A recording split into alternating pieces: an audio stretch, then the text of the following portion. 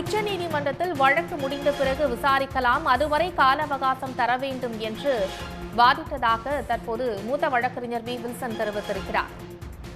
Supreme Court has considered all these issues with regard to the repugnancy, and that the Supreme Court has even gone to the extent of giving a declaration under Article 142, so which made the bills to become a law. Despite our efforts for bringing to the notice of the division bench and requesting the division bench to defer the hearing, however, at around 7 o'clock, the division bench muted the mic and passed orders. Thereafter, I inquired and I came to know that the division bench has stayed the provisions of the act that has come into force on 11th of April 2025 because of the orders of the Supreme Court. Now, the state has decided to file an appeal against the order passed by the division bench on various grounds, including the ground that there was no tearing hurry even to hear this matter out of turn in a vacation court, that too beyond the court hours. Thank you.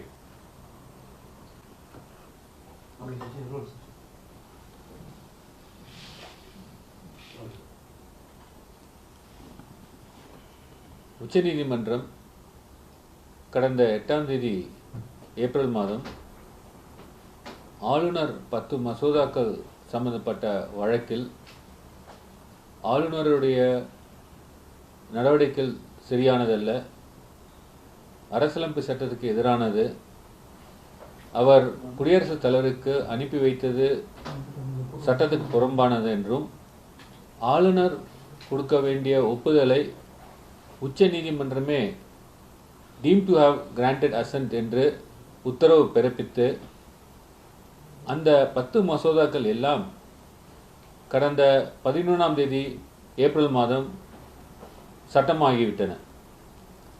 இந்த 10 சட்டங்களை எதிர்த்து பாஜகவை சேர்ந்த ஒரு வழக்கறிஞர் திருநெல்வேலியிலிருந்து சென்னைக்கு வந்து அவர் 2வது வெக்கேஷன் கோர்ட்டில் வழக்கை தாக்கல் செய்து இந்த 10 சட்டங்களையும் நிறுத்தி வைக்க வேண்டும் என்று வழக்கு தொடுத்திருந்தார்.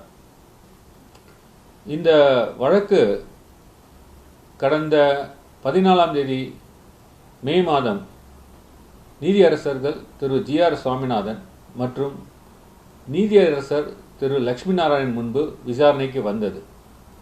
அப்பொழுது தமிழக தலைமை அரசு வழக்கறிஞர் திரு ராமன் மற்றும் நான் அவர் முன்பு ஆஜராகி வீடியோ கான்ஃபரன்ஸில் இந்த வழக்குடைய சாராம்சம் ஏற்கனவே உச்ச நீதிமன்றத்தில் வேறொரு வழக்கு நிலவில் உள்ளது என்றும், மற்றொரு வழக்கு யுஜிசியுடைய ரெகுலேஷன் சம்பந்தமாக உச்ச நீதிமன்றத்தில் நிலவில் இருப்பதால் இந்த வழக்கில் எந்தவித அர்ஜென்சியும் இல்லை, இந்த வழக்கை அரசுக்கு தகுந்த கால அவகாசம் கொடுத்து தள்ளி வைக்க வேண்டும் என்று நாங்கள் நீதிமன்றத்தில் கோரிக்கை வைத்தோம். ஆனால் அந்த பெஞ்ச், அதாவது நீதியரசர்கள் திரு ஜி.ஆர். சுவாமிநாதன் மற்றும் திரு லட்சுமி நாராயணன் அடங்கிய அமர்வு இந்த வழக்கை இன்று தள்ளி வைத்தனர். நாங்கள் உடனே தமிழக அரசு சார்பில் உச்ச நீதிமன்றத்தில் ஒரு டிரான்ஸ்ஃபர் பெட்டிஷன், அதாவது சென்னை உயர்நீதிமன்றத்தில் உள்ள வழக்கை உச்ச நீதிமன்றத்தில் உள்ள மற்ற வழக்குகளோடு சேர்த்து விசாரிக்க வேண்டும் என்ற ஒரு வழக்கை உச்ச நீதிமன்றத்தில் கடந்த வெள்ளிக்கிழமை அன்று தாக்கல் செய்து, கடந்த திங்கட்கிழமை அன்று சீஃப் ஜஸ்டிஸ் ஆஃப் இந்தியா முன்பு மென்ஷன் செய்து சென்னை உயர்நீதிமன்றத்தில் உள்ள வழக்கை உச்சநீதிமன்றத்துக்கு மாற்றுதல் கோரினோம். கோரும்போது அப்பொழுது உச்சநீதிமன்ற தலைமை நீதிபதி அவர்கள், நீங்கள் சென்னை உயர்நீதிமன்றத்தில் உச்சநீதிமன்றத்தில் இந்த டிரான்ஸ்ஃபர் பெட்டிஷன் தாக்கல் செய்ததை பற்றி கூறுங்கள், நீங்கள் அதற்கு ஏற்றாற்போல் ஒரு மெமோ, ஒரு ரிப்ளையை நீங்கள் ஃபைல் பண்ணுங்கள் அப்படின்னு சொல்லி சொன்னாங்க.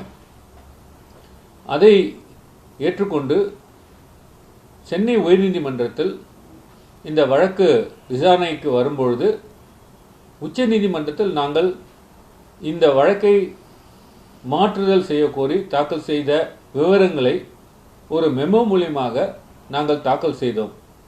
மேலும் நீதிமன்றத்தில் உச்சநீதிமன்றத்தில் வழக்குகள் இது தொடர்பாக நிலுவையில் இருப்பதால் நீங்கள் இந்த வழக்கு டிரான்ஸ்ஃபர் செய்யும் வரை தள்ளி வைக்க வேண்டும் என்றும் கோரிக்கை விடுத்தோம்.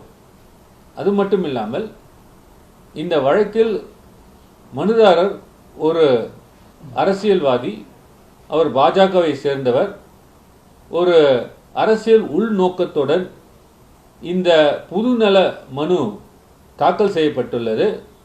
பொதுநல மனுக்கு உண்டான எந்தவித சாராம்சமும் இல்லை.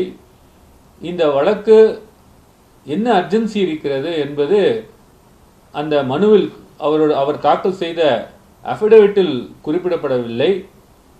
11ஆம் தேதி ஏப்ரல் மாதம் சட்டமாகிய இந்த 10 சட்டங்கள் 30ஆம் தேதி வரைக்கும் நீதிமன்றம் இருக்கும் வரை அவர் தாக்கல் செய்யவில்லை, வழக்கு எதுவும் தாக்கல் செய்யவில்லை. ஆனால் 2வது வெக்கேஷன் கோர்ட்டில் அவர் தாக்கல் செய்திருப்பதால் இந்த மனுக்கள் எல்லாம் எந்தவித அர்ஜென்சியும் இல்லை, தள்ளுபடி செய்ய வேண்டும். நீங்கள் உச்சநீதிமன்றத்தில் உள்ள டிரான்ஸ்ஃபர் பெட்டிஷன் முடிந்த பிறகு விசாரிக்கலாம், எங்களுக்கு கால அவகாசம் தர வேண்டும் என்று உயர்நீதிமன்றத்தில் என்னுடைய வாதத்தில் நான் கூறினேன்.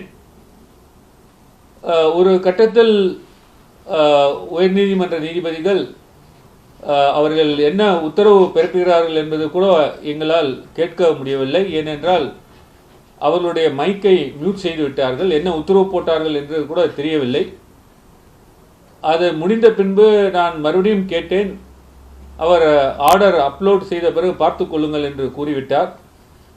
அதன் பிறகு என்னுடைய ஸ்பெஷல் கவுன்சிலரை தொடர்பு கொண்டு என்ன உத்தரவு போட்டுள்ளார் என்று கேட்க பொழுதுதான் அவர் இந்த சட்டம் 10 சட்டங்கள், அதில் 9 சட்டங்கள் மட்டும் தாக்கல் செய்யப்பட்டுள்ளன. இன்ஃபேக்ட் நாங்கள் உயர்நீதிமன்றத்தில் அவர்கள் ஒரு கெசட், ஒரு 4th கெசட்டை தாக்கல் செய்துள்ளார்கள். அது 4th கெசட் என்று கூட நான் நீதிமன்றத்தில் சுட்டி காட்டினேன். உண்மையான கெசட் நீதிமன்றத்தில் தாக்கல் செய்யவில்லை, ஒரு ஃபோர்ஜரி செய்து ஒரு தாக்கல் செய்துள்ளார்கள் என்று கூட நீதிமன்றத்தில் வாதம் வைத்தேன். ஸோ அந்த 10 சட்டங்களில் அரசு சான்சலருடைய அதிகாரங்களை எடுத்தது சம்பந்தமாக நிறுத்தி வைக்கப்பட்டதாக இன்றைய உத்தரவில் இந்த டிவிஷன் பெஞ்ச் ஸ்டே பண்ணியிருக்காங்க. அவங்க உத்தரவில் சொல்லியிருக்காங்க. இந்த உத்தரவை எதிர்த்து தமிழ்நாடு அரசு உச்சநீதிமன்றத்தில் அப்பீல் தாக்கல் செய்ய உள்ளது. சார், இந்த கேஸ்ல சுப்ரீம் கோர்ட்ல ஒரு 14 क्वेश्चंस ரைஸ் பண்ணி பிரசிடென்ட் ஒரு ரெஃபரன்ஸ் கொடுத்திருக்காங்க. இப்போ இந்த ஜட்ஜ்மென்ட் ஒரு ஆர்டர் ஹை கோர்ட்ல இருந்து வந்திருக்கு. இதோட இம்ப்ளிகேஷன் எந்த லெவல்ல இருக்கும் சார்? அதாவது உச்சநீதிமன்றத்தை அப்செட் பண்ற மாதிரி இந்த ஜட்ஜ்மெண்ட் வந்திருக்கு. அதனால இந்த ஜட்ஜ்மெண்ட்டை எதிர்த்து நாங்கள் உச்சநீதிமன்றத்துக்கு செல்கிறோம். எப்போ ஃபைல் பண்றதா பிளான் பண்ணிட்டு இருக்கீங்க? நாங்கள் ஆர்டர் காப்பி என்ன ஆர்டர் சொன்னாரு உயர்நீதிமன்றத்தில் நீதிபதி என்ன சொன்னாருன்னு எனக்கு கேட்க முடியவில்லை.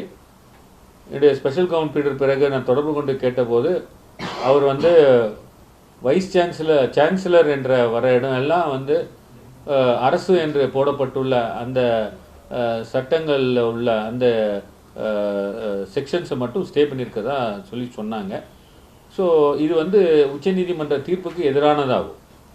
அது மட்டும் இல்லை, ஏற்கனவே கல்யாணி மதிவாணன் என்ற வழக்கில் உச்சநீதிமன்றம் இந்த யூஜிசி ரெகுலேஷன் இப்போ என்ன நீதிமன்றத்தில் தாக்கல் செய்தார்கள் என்றால், தமிழக அரசு இயற்றிய, தமிழ்நாடு லெஜிஸ்லேட்டிவ் அசம்பிளி இயற்றிய, சட்டசபை இயற்றிய அந்த 10 சட்டங்களும் யூஜிசி ரெகுலேஷனுக்கு நேராக உள்ளது.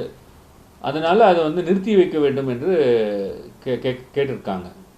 இதே போல் ஒரு வழக்கு உச்சநீதிமன்றத்தில் கல்யாணி மதிவாணன் என்ற வழக்கில் உச்சநீதிமன்றம் தமிழ்நாடு சட்டமன்றம் வந்து அவங்களுக்கு வந்து உள்ள பவர்ஸ், அதாவது லிஸ்ட் டு என்ட்ரி 32 உள்ள பவர்ஸ் பிரகாரம் யூனிவர்சிட்டிஸை வந்து அவங்க கம்ப்ளீட்டாக கண்ட்ரோல் பண்ணுவதற்கு, ஆஃபீஸர்ஸ் வந்து அப்பாயிண்ட் பண்ணுவதற்கு அவர்களுக்கு பவர் இருக்கிறது என்று ஏற்கனவே தீர்ப்பு சொல்லியாகிவிட்டது. அது மட்டும் இல்லாமல் ஜெகதீஷ் சந்திரா என்ற ஒரு வழக்கில் 3 நீதிபதிகள் அடங்கிய அமர்வு இது போன்ற சட்டங்கள் யூனிவர்சிட்டிஸ் ஆக்ட் ஏற்றினால் அது எந்த விதத்திலையும் யூஜிசி ரெகுலேஷன் வந்து எஃபெக்ட் ஆகும்னு சொல்ல முடியாது, அது அவங்க பவர்ஸே என்டையர்லி டிஃப்ரெண்ட்னு சொல்லி உச்சநீதிமன்றமே 2 வழக்குகள் தீர்ப்பு சொல்லியுள்ளது. ஆனால் மனுதாரர், பாஜக சார்ந்த மனுதாரர் சம்பந்தப்படாத ஒரு ஜட்ஜ்மெண்ட், அந்த ஜட்ஜ்மெண்ட்டில் என்னன்னா அந்த யூனிவர்சிட்டி யூஜிசி ரெகுலேஷன்ஸை அடாப்ட் பண்ணியிருக்காங்க. அந்த ஜட்ஜ்மெண்ட்டை காட்டி இன்னைக்கு அவசர கதியில் இன்னைக்கு இந்த உத்தரவை அவர்கள் பெற்றிருக்கிறார்கள். இது சட்டப்பிரகாரம் செல்லுபடி ஆகாததுனால இதை எதிர்த்து நாங்கள் உச்சநீதிமன்றத்துக்கு செல்கிறோம். உச்சநீதிமன்றத்துடைய 142 அதிகாரத்தை மீறி இந்த உத்தரவு இருக்குன்றது நீங்க சொல்ல வரீங்க? நிச்சயமா உச்சநீதிமன்றம்